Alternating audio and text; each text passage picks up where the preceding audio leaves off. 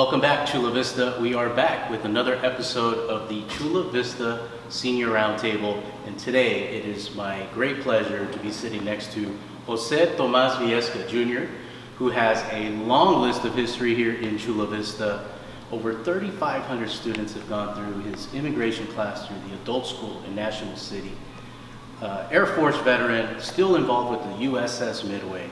He was a part of the International Friendship Commission in the 90s and a library board of trustee. And I can keep going on, Mr. Jose, but we are going to concentrate on a few things today, specifically with immigration and naturalization and how we can help the viewers at home just understand that it's not that crazy of a process and how it is obtainable.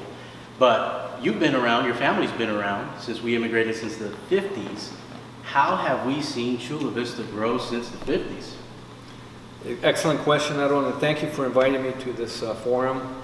Chula Vista, as a kid growing up with my family, my brothers, I was telling some friends and even Julian that the mecca of Chula Vista back then was 3rd Avenue, which is right real close to us. Yeah.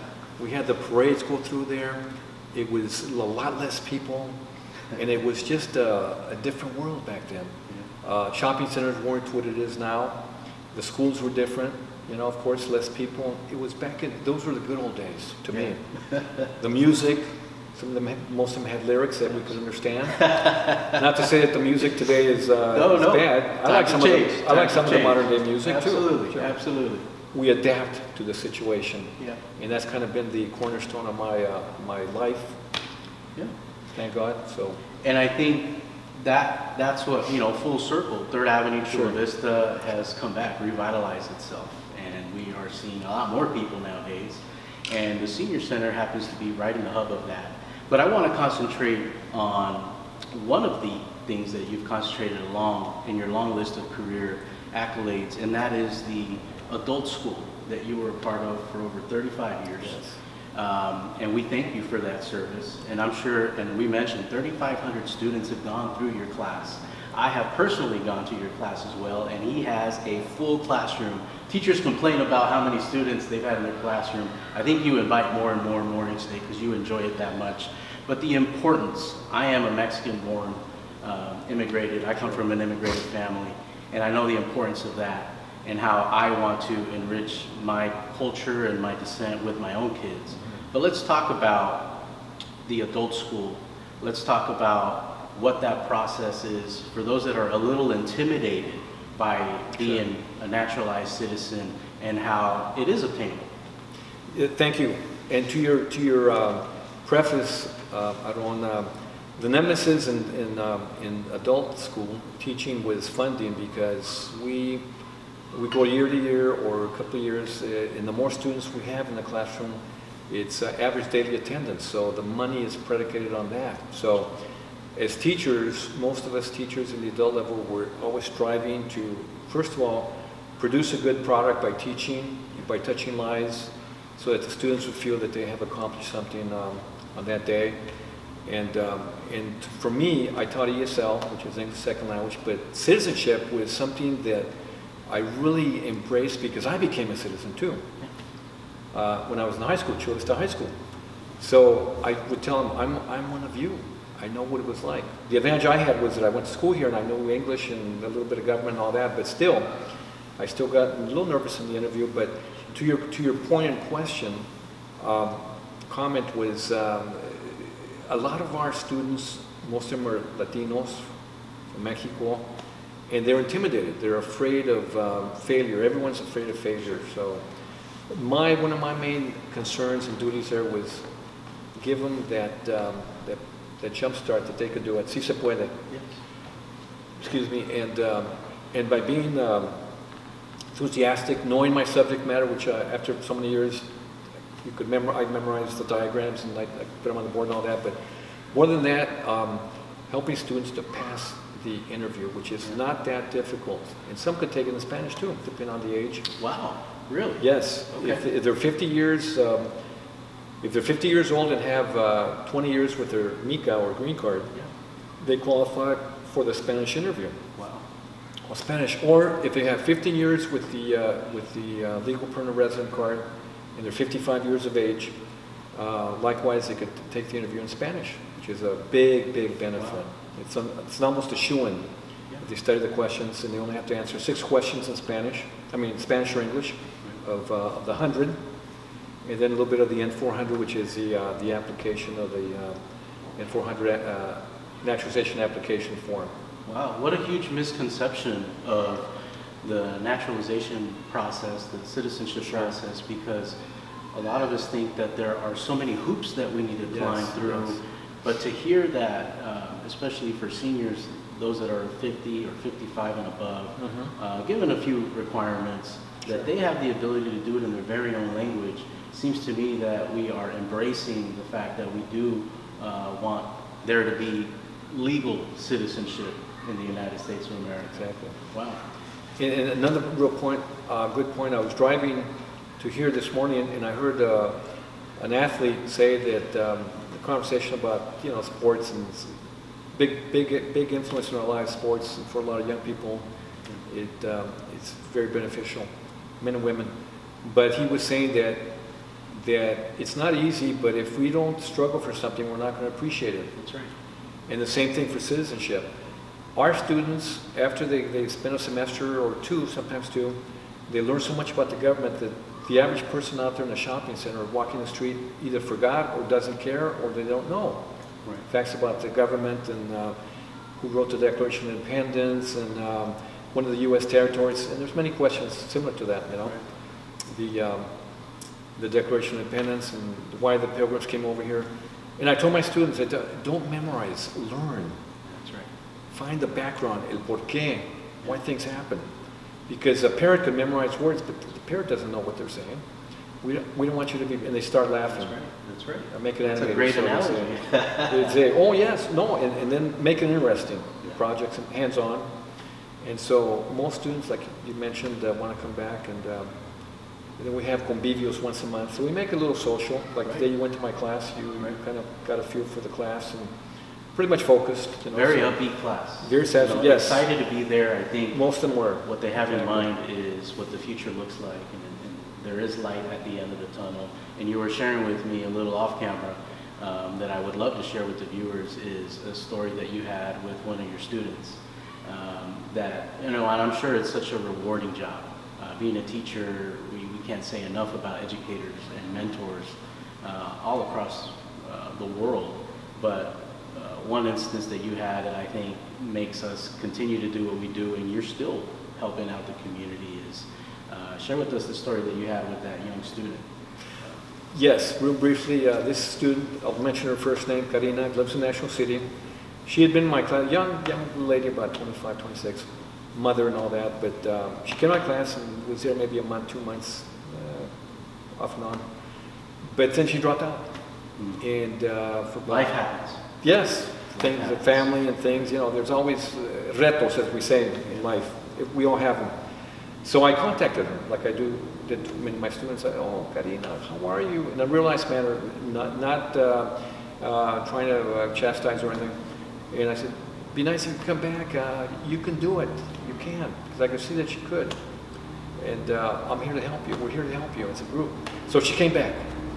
And then she studied, and 2 months later applied and then took the test. And then this morning I checked Facebook and I saw a little, I posted a picture of myself with another student. And she chimed in and said, oh, teacher, thank you so much. I thank you. I obtained my citizenship because of you, and I'm taking college courses. Oh, wow. Oh, my God. That made my day. That's without a doubt. And I'm sure there's many reasons why students are looking for the immigration process, but just the ability to have access to education like that, I think, is a big one. Obviously, a better life. But I'm sure you're quickly trying to go back to the classroom after a story like that. Exactly. And it definitely makes it worth it. And you hit a magic buzzword there, access. All our students were blessed to have the adult classes and other classes in other districts, community colleges and San Diego community colleges that offer free classes. Yeah. And some people take things for granted, unfortunately. And again, we go back to the fear factor. A lot of our Hispanic and Latino brethren are afraid, because they hear, that test is very difficult, you're not going to make it, Don't pay attention to that. I mean, it's passable and you can do it, but you've got to put the dues in. Or even the fact that if you're not a U.S. citizen, that you don't have access to Yes. classes or education, and you do. Programs and Your education. class is the prime example that Sure. you're trying to get them to pass the test, but there are other classes. We need, if you want to work on your English, because it is your second language, or if you're going to, with citizenship, try to further your education, and try to start taking courses now, because we want you to make a difference in the community that you live in. So, And the example they set for their children by going to school. I've had 85-year-old students taking my classes in English and in citizenship. Qué orgullo, right? absolutely, it never should stop. You should always continue to learn. Mr. Jose, now let's jump into what's happened in life post-education. After you've retired now from the National City Adult School, and although you've done quite so many things, you're still involved with the USS Midway as an Museum. Air Force veteran. Right. What are you doing with the Midway Museum? Okay, thank you for asking. With the Midway Museum, it's a very historic aircraft carrier that I saw when they were asking volunteers. I saw something on the internet, and I volunteered, and a month or two later, I was approved, and they did some checking anyway. I love I like what I do there.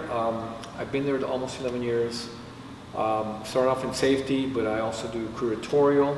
I don't do safety that much anymore, especially with COVID that happened the past 15 months or so. But going back to books and libraries, so I was involved with the library that they have aboard the Midway as a volunteer again. And a lot of guys that are my age and sometimes older, we were in the military, Vietnam era, some were World War II. People in their 90s that you learn a lot from them, and they have histories that you could sit down an hour and talk to them about it. But I like the ambiance there, and again, volunteering. And so again, being active and doing something, as we say in Spanish, de provecho, to help the community. And back to our roots that you mentioned, Aaron, being Latino from Mexico, Mexico-Americano, as you want to, I don't have any problem being labeled that, but the visibility factor, Right. showing people that we're there and we're doing good things, because there's stereotypes out there, especially people that come from the Midwest. Right. They see us there, they see me there, and they have images that the news media sometimes propagates. So for many things, I'm still active, and not only that, it's just helping as a human being, Right. the military connection. And that's something that I wanted to end with, was making sure that we mention this. It's growing up in today's world, growing up as a Mexican-born immigrant to this country. We come from a different culture, and we've noticed that in the South Bay in particular, Yes. that we're not as eager to get educated as a culture.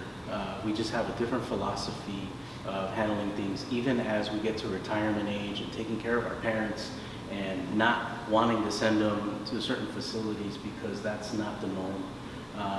We face a lot of these struggles, but what I love that comes full circle with even a citizenship class and being here is that you now have the opportunity to give back to your community, and that's exactly what I admire most about you, that I try to follow your lead with, is to try to speak to those that are in that same situation that I was in, or that are confronted with obstacles that they're not aware of how to navigate through it, and just looking for that mentor, and you provide that. But let's talk how important it is to get involved with your community, because I could name a list of things, but one of the highlights that I know you are heavily involved in is Coronado Rotary. What can we mention to the viewers on how important it is to get involved and stay involved? Thank you. Excellent topics. And to your comment and question, I need to give credit to my father. I have his name. He was involved in the Friendship Commission back in the 60s when I was kind of in the military. And so our parents are role models, and hopefully they're good role models. So I said, when I got out in 70, active duty, 4 years in the military, Air Force. The opening came up in the Friendship Commission. And I said, well, I'll give it a try. I had been a real shy student, Chula Vista High School. I got good grades, but you know, I was popular, but not maybe the way I wanted to. That was the impetus for the commission being involved, and one thing led to another. And I mentioned that was a segue for me to be on the library board of trustees, which all that gives you, to me anyway, gives me satisfaction. It gives me belonging to the community, and being busy doing cosas de provecho, you know. And going back briefly to the high school, I went to Chula Vista High School, Chula Vista Middle. I'm sorry to hear that. Oh, Castle Park, you guys were rivals. In fact, I think my junior or sophomore year, Castle Park was being built, and some of our classmates at Chula High started their junior year at Castle Park. Yeah, well. Back in the day. So, that rivalry still continues. But if you'll forgive me, Not today. we have a lot of traditions there. But anyway, one of the teachers there, several teachers, but one in particular was, his name was Mr. Wiebe, Mac Wiebe. He was from Oregon. He went to Oregon, University of Oregon. He was a football player. Oh. And he was he reminded me of Haas Cartwright from Madanza.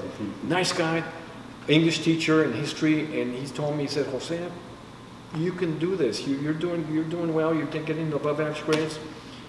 Give a class on English. We'll choose a subject, and so that gave me a lot of confidence. Right. You know, amongst your peers, you're always saying, "Oh, I don't want to look bad," you know. So his encouragement. Of course, my parents were always encouraging me, but I was afraid to go into San Diego State. It was like another city. You know, little skinny me going to San Diego State. But I made it. I mean, I went, and it was. You just have to burst the bubble. Tratarlo, and I, you know, I gave an example of my brothers, sisters, maybe. I think I did. Anyway. But to their credit, they also. My sister was very involved at Chula Vista High School, also commissioner of one of the commissions there, PEP and all that. She was very active, and my other brother played football. So you know, maybe I broke the ground a little bit, but we had perfect attendance. My sister and I, we'd walk to school from F Street. When you had to walk to school. We had to walk to school. Miles. The little duplexes there on F and Broadway. Yeah. They're still there. Yeah. We lived in those duplexes. Rent was $87.50 a month. Oh, we can bring that back. We walked, yes, that would be awesome. That's a gift. We walked from there all the way to Chula Vista High School. Back in those days, parents didn't take you to school. You had to walk. Of course, a different era. Limited transportation, so we'd walk, rain or shine. We got perfect attendance for 3 years. We'd have the cold, the flu, whatever. We still tienen que ir a la escuela. And didn't miss a day of school, both of us. So again, there was the mindset, not only for myself and my sister, but a lot of kids our age. It was a different cultura, a different culture, and a different mindset. A lot of things. There's some good kids out there today, don't get me wrong. Different challenges. Of course, COVID has thrown a monkey wrench in a lot of young people, but my heart's out to them. But we learn from tough times, los retos, we rise to the occasion, and adaptability. That's one of the key things in life. Absolutely. I can share with you. No, and I think I'm listening to somebody who is raised their family, went through the schooling system, Southwestern College, San Diego State. We talked about F Street, Chula Vista High School. These are things that are familiar. This is our community, and to hear all of the things that you've done and continue to do in our community is exactly what we want to echo to the youth. And I know that, you know, if there's one thing that you want to tell our viewers, let us know. Okay, this is a shout out to the young people. And in my little world, I've done many things, and you know, I always think, well, there's guys my age that have done so many more things than I have. That's great. We learn from them. I'm happy with what I've done, and we are all different, but the message I want to get to the young people, I think, is to never give up. Hope springs eternal. My son and daughter know, I've heard that from me many times, que si se puede. And I always have a positive attitude. Optimista was my key email address for many years, Optimista. And that's the way I look at life. I've always been an optimist. And I've had some rough edges too. I've had some, we all make mistakes. Absolutely. And I think everyone, no one's exempt. But we learn from the mistakes. Absolutely. And have that resiliency to press on. For me personally, as I get to the twilight years, which I'm in now, my thing is to touch lives. El legado que voy a dejar, Not only for my children, and my friends that are close to me, and my Rotary friends that I have, that I still see and everything, just to leave with a real positive mental attitude and someone that in their world touched many lives. Absolutely. Especially in the adult teaching forum. In the military, I can't forget the military, 30 years in the military, active duty, reserve, and guard. Many stories there.